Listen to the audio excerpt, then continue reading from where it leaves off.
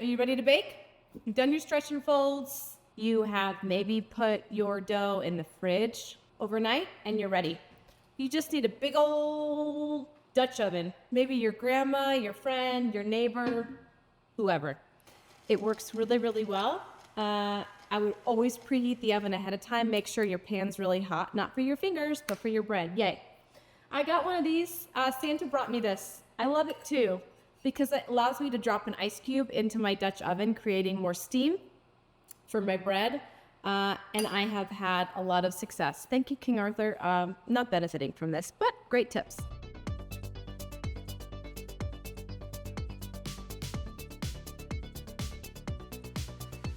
All right, this is my favorite. Do I get excited about a lot of things in life? I do, but I really get excited to see how my bread's gonna turn out. This one in particular, I added a bunch of garlic and mozzarella and tomato paste. So I'm going to make it like a pizza sourdough. This is the really cool thing is once you get better at sourdough, you can make inclusion sourdough loaves. So I did use my bougie Dutch oven this time because I felt like it. And also, isn't it pretty? Yep, I need to work out. Yep, oh, it was the wrong handles. Still learning. All right, here we are. She's beautiful, I think. The garlic's a little bit burnt, but you know what? I'm still gonna eat it. Eric Pallant, the author of The Sourdough Culture. I got that right. I said your name correctly. You have your PhD. You're a food scientist. You're an author. You're a speaker. What am I missing? What am I missing here? What am I missing? Oh, I'm a good amateur baker. Okay, well, I'm gonna need you to slip on. First of all, let me just go ahead and. Am I right? I love it. I love it. That is beautiful. Probably not my best work, but I also want to start with a marital question. I want to put you right on your toes. My husband and I have been together well, we've only been married for 15 years, but together about 21 years. Good. Congratulations. I appreciate that. No, that's not where the therapy comes in. I started with everybody else during COVID, baking bread. But you're still at it. You're still at it. That's amazing. Oh, really? Oh, wait.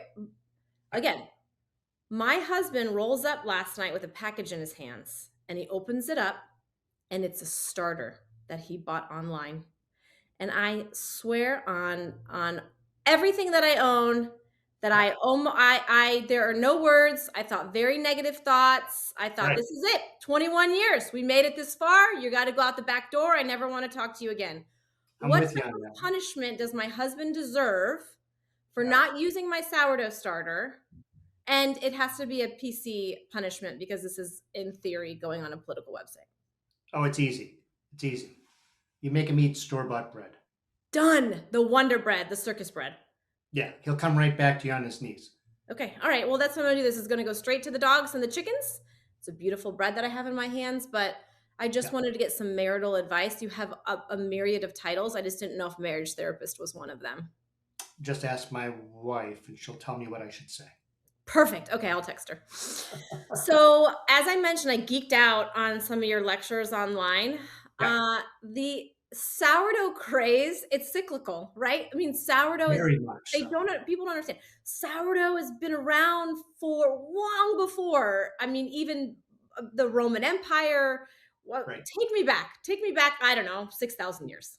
Yeah, so 6,000 years. That's where you should start. It is the only way to make bread for 5,900 and 990 or 900 years, right? So until 150 years ago, it was the only way to make bread.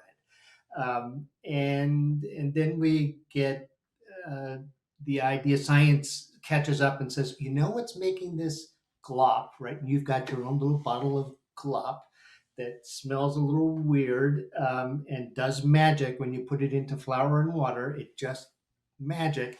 But it's not magic. We now know the science of it. And once you know the science, you can go out and get the specific yeast that's in there that will make bread rise so fast and so high, so quickly that it becomes the only food that I know that you have to punch before you eat it, right? So if you make yeast bread, you've got to bang it after an hour and a half. Like who hits their food before they have to eat it?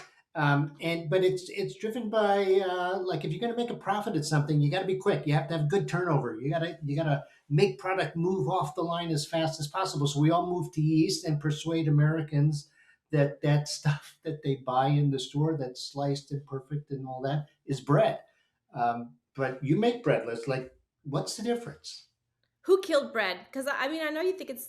I mean, we love to blame the British, Right. but like the Well, Queen, you're going to blame the Queen? She seems no, well. no, no. R.I.P. Right? R.I.P.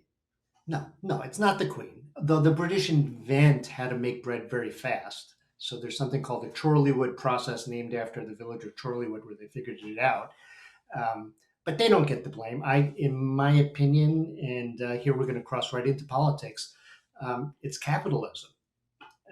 Whoa! Bring Yeah. it on. Let's hear it. Come on, Doc.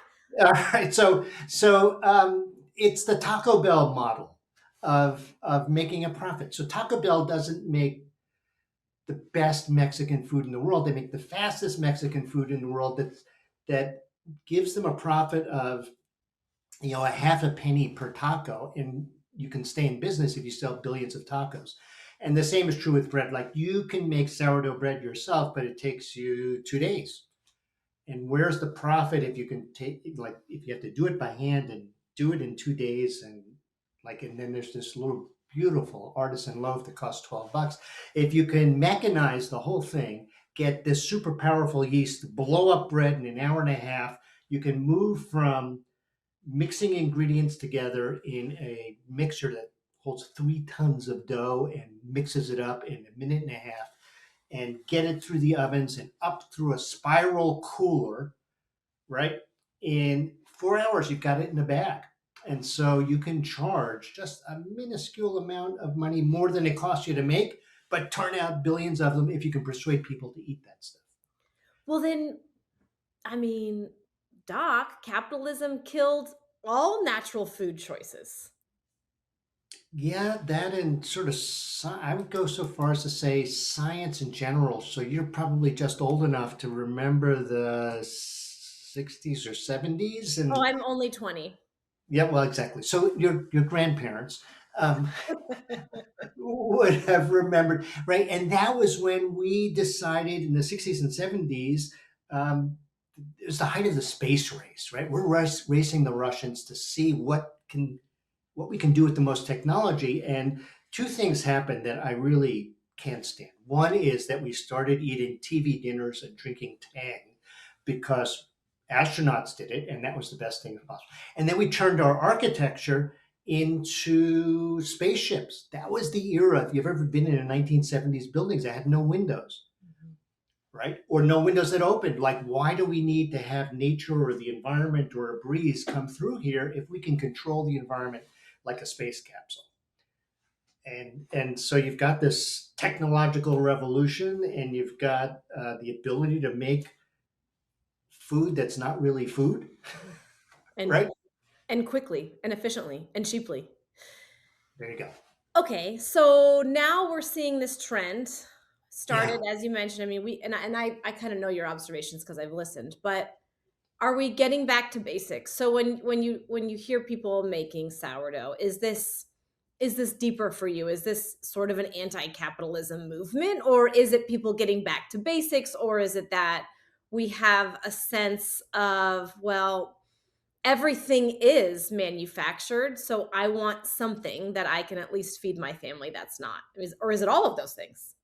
So I'm a professor, so that means I get to make stuff up. And if I say it with authority, people believe me. I love it. I'm a reporter, same. So I'm just going to tell you what I think, Okay. and you can take it, right? And you said it earlier, it's cyclical, right? And so what you just described is what happened in the 70s, in the late 60s, early 70s, was this rediscovery of sourdough, was the reaction to the sterility of the 60s. And so we have a kind of revolution against the Vietnam War. Women are calling for their rights. African Americans are calling for their rights. Nature is calling for their rights. It's their first Earth Day.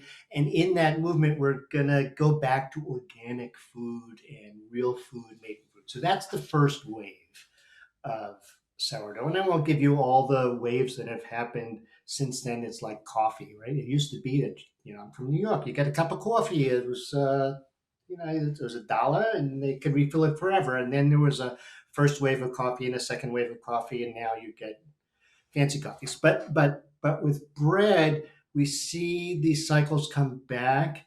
COVID is one of the really big ones. And I would maintain, this goes back to history, that bread, like the smell of bread, of baking bread, like if you and I just talked about that smell of baking bread and the sound that the crust makes when it first comes out of the oven, right? And just opening that bread and putting it like against your cheek when it's still warm, right?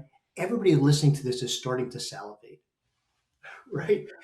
And actually, I was thinking to myself, that's not weird to hear that. I think to myself, oh my gosh, I can't wait until we have sourdough tonight. Right. And so that comes back to the very dawn of agriculture, right? Before there's agriculture 10,000 years ago, the only way to eat was to go out and kill an antelope, right? And we know from indigenous tribes that if you killed an antelope, you ate and ate and ate until you were ready to explode, right? And then you ate some more. Why? Because you didn't know when the next antelope was going to come by, right? And that changes when you're able to plant food right in front of your front door and get a herd of sheep or goats or something to live right by your house. And so the two things that if you are alive today, it's because your ancestors, when they smelled cooking bread or a barbecue, they knew our community is going to be okay. We're going to survive another year, right? We're going to be good because there's food for our whole community. COVID comes and the whole world is out to kill us, right? If you step outside, this little invisible thing is going to decimate our whole community. And so COVID, we could have done anything with our time, right? We could have worked on our push-ups or our knitting or something like that. And instead we went to bread because it was, I believe, that sign we're going to survive. We're going to overcome this, and I'm going to deliver it to your front door and ring the bell and run away. But there's bread here that says, I care about you and you're part of my community, and we're going to survive. Yeah, it's almost there. Yeah, so that's my second thing. But I'm seeing, I would say 3/4 of the people who had COVID starters don't have them anymore. I don't really know how many, but most people didn't stick with it. We all went back to our old lives. But it's come back again in the last 18 months. Yeah. I am seeing all kinds of people actually taking up two things: crocheting, women, young women especially, are all crocheting, and all kinds of people are making sourdough again. And my hypothesis is, again, twofold. I've talked to crocheters and they say, it gets me off my social media. My hands are busy, which I love. I do too. Right? And the bread making, I think, is an antidote. I'm sorry to do this to you, to the news. Yeah. No. I'm not offended. I'm part of the problem. My husband would tell you that. My kids would tell you that. Okay. Right. Because I can't take it anymore. I'm going to make something warm and delicious and just inside my house, and I'm turning off everything else. Let me put you on the hot spot. I also think the MAHA movement is about 18 months old. And so what do you think? This is a anti-MAHA or pro-MAHA? I think it's pro. I could be wrong. I really do. I think it's pro. The MAHA movement you and I can get into, I think it's actually hugely complex because you have women and men, families, but you have stark conservatives and then you have woke liberals. And God bless it when you get those women and they hear that we are changing some of the USDA guidelines to food school lunches, right? Like it is an army.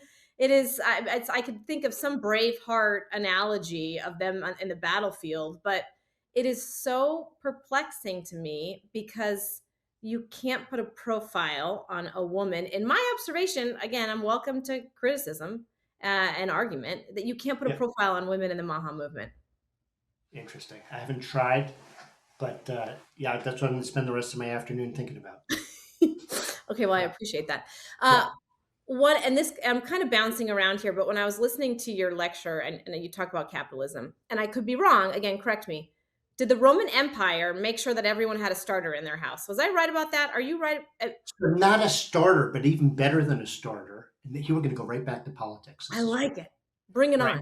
So even better than the starter, the philosopher Juvenal said about the Roman emperors, they are just delivering bread and circuses to keep the masses sort of quiet. And so every free citizen in the Roman Empire got 75 pounds of wheat. I forget, it's a month or something like that. And it's a way of pacifying people, is you can let them go to the hippodrome and watch sports. This is, and so who's the most revolutionary group of people you have to worry about? It's young men. And so if you give young men football to watch on Sunday and all the pizza they can eat, they're too drugged out to start a revolution. And so that has always been the case. The reverse is true, which is when the price of bread goes up and it gets to be too expensive and you have kids at home who are whining, not that your kids would ever whine because they were hungry, never. No, yeah, well, not hungry. They just whine because they're entitled. Right. But imagine, if you could, that there is some mother someplace with a kid who's hungry, who's whining, and she can't afford bread. She goes out and starts to bang on her pots and pans in the streets. And suddenly, because inflation is so high, you have an Iranian revolution going on right now, in part driven by the inflation rate, the cost of bread that everybody needs in Iran. But also cyclical, by the way, if you do your history. We've seen this rodeo in the same country. Right. So you can Google like bread riots or food riots. Just since 2000, there have been like 30 bread related riots if the cost goes too high. And so it's sort of a government policy, starts with the Romans, but continues to today. We subsidize all kinds of things in agriculture and food, and we're back to MAHA. Like, what are we going to prioritize? And it's inexpensive food, because that's what brings stability to a government. And if prices go too high, you vote out the Democrats and you vote in the Republicans, or vice versa. The symbolism of bread has just absolutely caught my attention, because we can almost apply it. I mean, even, and I what I was most fascinated by was, yes, the Roman Empire. Yes, you brought it political. Young men, we can go so deep, right, on the role of a young father. Wow, here we go. And we talk about urban and rural and young married men. Okay, so we'll get off that, because that could be a whole nother episode. Right, we're gonna have to meet again. Yeah. Oh Lord, but you also talked about it's so deep for me in the talk about a cycle, when Jesus referred to it as the body of Christ. And it dawned on me, and I want you to share that with our listeners, regardless of whether or not they believe in Jesus. It was fascinating. And I thought to myself, this is so much bigger than me putting flour and water into a starter to feed it. It's not, though. It's not. There's a reason this is the staff of life, right? Which is what we call our daily bread.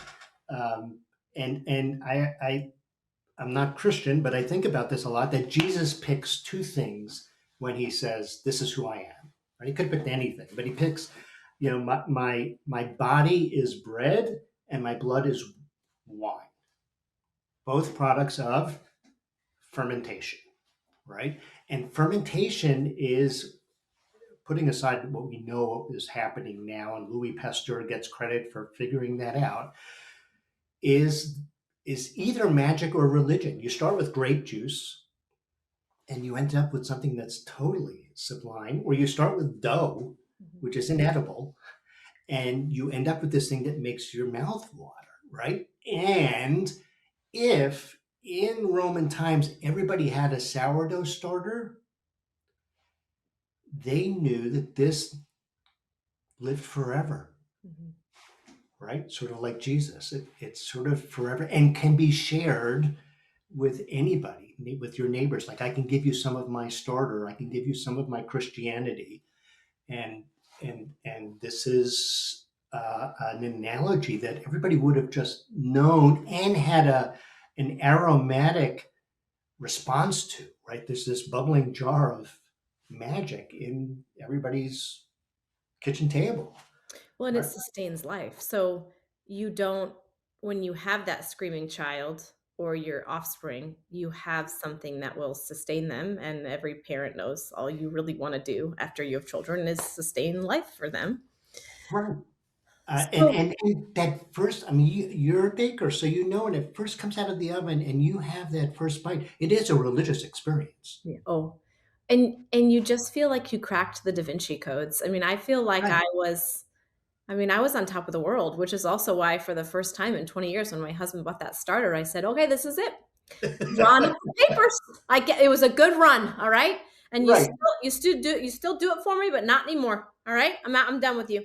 I'm Yeah. on What was he even thinking? I don't know. There's a call. I mean, talk about what's happening. I mean, it's a coup at this house. Yeah. I mean, I am Yeah. he's Yeah. on borrowed time, I'll tell you what. When do you get excited? I mean, you have to when you see just this now most recent 18-month, really, I guess, the newest bread revolution. And what do you say to people who say, "Well, I'm thinking about it?" You say, "Jump on this bandwagon." So interesting that I've scratched my head both figuratively and literally about why this revival in the last 18 months, and especially I'm seeing it among young women in their 20s and 30s, mostly in their 20s, who are taking it like this is up till this point, it's the rare hobby that I know, making sourdough bread, that seems evenly split between men and women. Mhm. Right. This recent one, no. So I would love to get your take on what. So MAHA is one of your hypotheses. Mine is sort of like I got to tune out all the stuff on the news, but boy, I wish I knew what was going on. I think we're saturated too. I think it as, and I mean, I'm not in my 20s or my 30s, but I'm a woman, so I can speak. And obviously, my husband's in his mid 40s too, so he's taking on this. He's a big project guy. Right. But I do think that it is a break. We all need to take a breath sometimes, and there is Mhm. something therapeutic about the process. There's also something to take care of. I mean, my kids are getting older. I mean, I need to get them to 46,000 practices and cotillion and tutoring and all of the other Right. malarkey and bull that we do all day, every day. Sorry, Christine. But at the same time, if you raise, and we're blessed to have healthy children, you and I, so they are fully functioning, if you will, at their age group. So it's something that I can take care of that I really enjoy And they enjoy. and they enjoy. Right. And it's one less chemical, because I'm also getting bombarded like everyone else with, I mean, at this rate, now I can't even give my kids sparkling water. I mean, the internet tells me that I am poisoning my children. One of mine has attention issues. The other one has high cholesterol. So I'm sitting here blaming the food. So I'm making sourdough. I'm getting grass fed meat. We have chickens. I mean, I'm pulling my hair out. So I am looking for simplicity. I think that could be one of the things that we're pointing to Four ingredients. for Right. ingredients. Four ingredients. Like what? It's food. It's real food made from food. But you probably, and my husband might be starter snobs, because it sounds like you have multiple starters, I do. and I just have one that I built myself. So can we get some of the basics? I think my last couple minutes with you, I want to get sort of the basics for people who are thinking about it, because now we just told them this amazing history. Right. So it's actually not that intimidating. I am really great at failing. If you can't tell, I fail all day, every day. So I did the trial and error, and I probably spent 3 or 4 months baking terrible. One time I even just baked 11, a starter. I don't know what I was doing. I Right. didn't take the time to do the research. That's for someone else. Right. So But let me ask you, this is what I tell people when they're thinking about getting started, which is even your epic fails, of which I still make, on our frequent basis, are still better than anything I can buy in the store. 100%. That's the thing. And compared to other things like making wine and beer and stuff, it takes a day or 2 days. And if you blow it, so you start again. It's pretty quick. And it's not that hard. There are four ingredients, and if you get approximately the right things at the right amount of times, you'll make bread. And with practice, you get better and better, is what I tell people. That being said, it takes practice, right? You don't become a TV journalist by walking in front of a camera and doing your thing. You gotta really work at it. And if you were to look at your work 20 years ago, you would, I imagine, Cringe. maybe cringe. Yeah, exactly. Terrifying. Yeah, probably even like last week, but that's fine. Right. So, but the sign of a great journalist, or like a sign of a great baker or a great professor, is can you recover after 2 bad shows in a row? yes. I can, I promise, because I'm still standing. So, do you suggest for folks to cheat like my husband, because I love calling out my husband, or try to spend a couple weeks and build your own starter? Feed it, start the process on your own. Doesn't matter. It doesn't matter. I have 3 different starters because the stories that come with them are wonderful stories. What are they? So I have the starter that is the star of my book that got me started in this whole thing, which is from the gold rush of Cripple Creek, Colorado from 1893, right? How does a starter stay alive and get handed from person to person to end up in my small little town in Northwest Pennsylvania, right? It's 130 something years old. So, and it makes great bread. And then I have a starter that my wife made in 1990 from the fuzz on grapes that were locally. And then I traded for a starter that came from a Russian rye bread, a Soviet rye bread factory in 1960, right? So I have a rye starter. Well, I was in Scotland, and this guy who's a bread specialist, I was taking a class, and I gave him some of my 1893 starter, and he was a BBC reporter in the Soviet Union in the 60s, and got this from the old babushkas who were making sourdough in a Soviet factory. He gave me some of that starter, which I have to keep going. So I have 3 starters. My kids are out of the house. I have to eat a lot of bread giveaway. Yeah, but it's fun. Bread, but it's fun, and they all taste different and behave a little different. But the bottom line is, it doesn't matter. Make your own. Get one from the store. Go on the internet. I'll send you one if you look me up, with directions for how to get started. With a wonderful little piece that my daughter wrote, which is like, "Congratulations, you have a sourdough starter. Now what?" Like a baby. When you get discharged from the hospital, you're saying, "Wait, nurses, you're not coming with me?" Right. Now what do you do? And she's a very laid back baker. It's like, whatever, it'll be fine. You do a little of this, a little of that, and if it doesn't work, it'll be fine next time. Which is the kind of baker I am. I'm not a, chemical. Yeah, but I'm still have to ask you your process. Walk me through in just a couple minutes. Yeah. Your process, because some people do the bulk fermentation in the fridge and on the counter, or they use a heat mat. I want to hear it from you because I don't have a PhD. Yeah. So what do you want to know? Start to finish. Let's hear it. 2 minutes. You pull it out of the fridge. Well, I first pull of it all, out of the fridge. I want to do the babushka one. All right. I want to hear that. I want to hear that one. Right. Because I'm doing I'm a visual. It's my method. All that other stuff is actually capitalism trying to sneak back in and trying to speed up the process.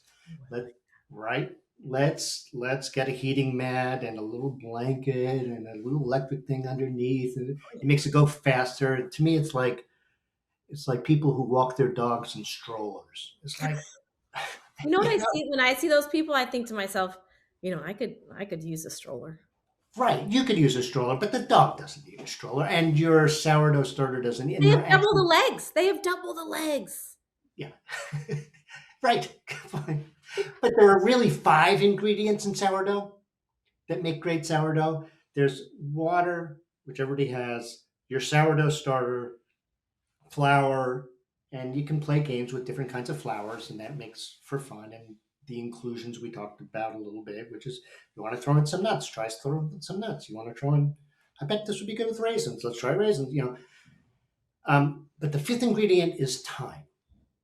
Oh, salt. You need a little bit of salt because when you forget the salt, as I do from time to time, you notice. It just tastes better, right? But it'll still work. But thyme, the slower it goes, the better it tastes. So you wait. So, right here in Northwest Pennsylvania, it's 12 degrees outside, and my kitchen is kind of cold. So I bring my starter out of the refrigerator.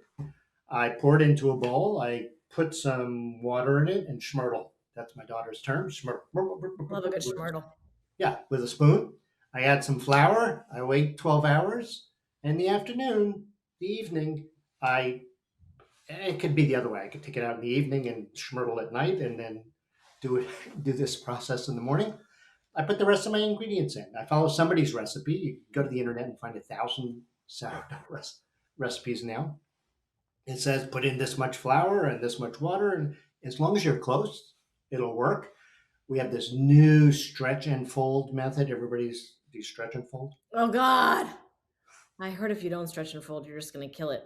I don't do it perfectly. That's but I do bullshit. a lot of stretch and folds. How many stretch and folds do you do? Tell me.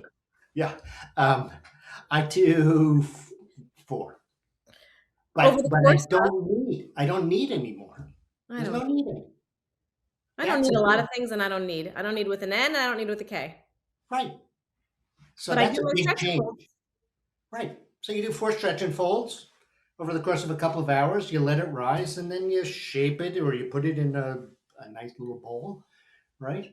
And you bake it. That's the whole thing. Somebody said, and I love this about sourdough breaking, it's 30 minutes of work spread over 2 days. You don't put it back in the fridge before you bake. Is that, and also the bread basket, talk about capitalism. I think I have 3 or 4 of them. That's embarrassing, right? I could just use a bowl. You bowl with a towel on the inside. Okay. Works fine. I mean, you got to flour it and all that, but yeah, I put it in the fridge. You know when I put it in the fridge? Because if I start last night to feed my starter out of the fridge, and this morning I'm putting together all of the ingredients, and I didn't get started on putting the ingredients together till 1 o'clock, and it's just not risen enough, and it's 8:30 at night, which is almost my bedtime. I put it in the fridge. I put it in the fridge, and I do it in the morning. Okay. But you don't have to put it in the fridge, it sounds like. What's that? Sounds like you don't have to put it in the fridge if you don't want to put it in the fridge. Hell no. Cool. You're the best. Listen, the sourdough trend isn't going anywhere. Where can people find you before I what was it? Right. Swooshing? I swoosh you off. Right. So 2 things. I have to Yep. show you that. Right. Okay. So what I'm getting from this, introverted but willing to discuss sourdough, for those of us who are listening and not Right. That's me.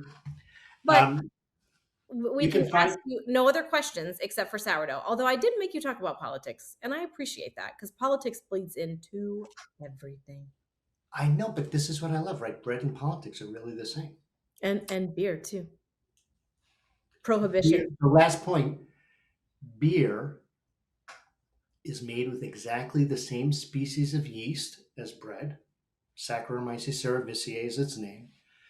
Water, a grain, and that's it. So beer, we always say, is just liquid bread. It's exactly the same. Well, I hope you're not going to quiz me on that bacteria because I was listening. No. You don't need to know that. But beer and bread are really the same thing, right? The ancient Egyptians made both and gave them out to all those pyramid builders and kept them alive on beer and bread. That's all you need in life, right? What I hear is that you're telling me to eat more bread and drink more beer. That's, if MAHA was up to me. Actually, IPAs are a big thing. I mean, I think they had their moment, but IPAs could be our next topic. I mean, people drink those like water. They are delicious, but you can't drink too many. I mean, they're strong. Yeah. They knock you over. Anyway, if you want to find me, you Google me, Irit Pallant, and I'm all over the internet, or just come to my website, which is under reconstruction right now. It looks like it was made by a sophomore in college, which it was. And still better than if I made it. Still, and your book, you can get your book on Amazon. Yes. What is it called? Sourdough Culture, and then it's got this long subtitle. I know, but the sourdough culture is really that's what people. If you get Sourdough Culture and Irit Pallant, and the other place that I do this, I mean, I used to joke like, coming soon to a motion picture theater near you. But actually it is. So both me and the book are in a National Geographic special on Disney Plus and Hulu and stuff like that. Look at I think it's called World Eats Bread. You are taking the helm on the bread revolution. And for you, I am so grateful. Likewise. Anytime you want to geek out, let's talk bread. I love it. Thank you, Doc. Ciao.